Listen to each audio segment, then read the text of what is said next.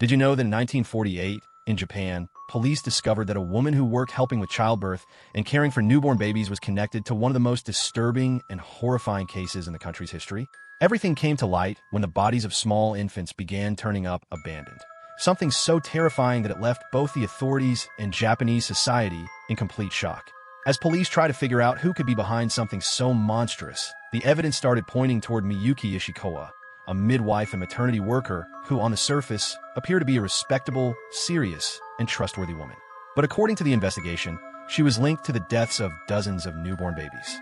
What made the case even more chilling was that many of those children came from extremely poor families, vulnerable mothers, and people who simply had no way to care for them. Instead of receiving help, they became part of one of the darkest chapters in Japan's criminal history. As the investigation moved forward, the horror only deepened.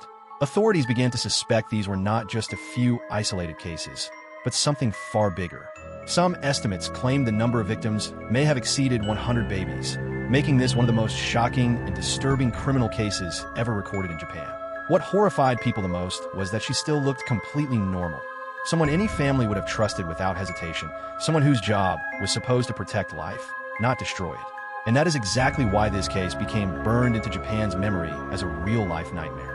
A woman who worked in one of the very places where hope was meant to begin, but who instead became the center of a story filled with death, pain, and absolute horror. And perhaps the most unbelievable part of all, despite the sheer scale of the case, the sentence she received was shockingly light for something so monstrous. A real, documented story so disturbing, it feels like something straight out of a horror movie.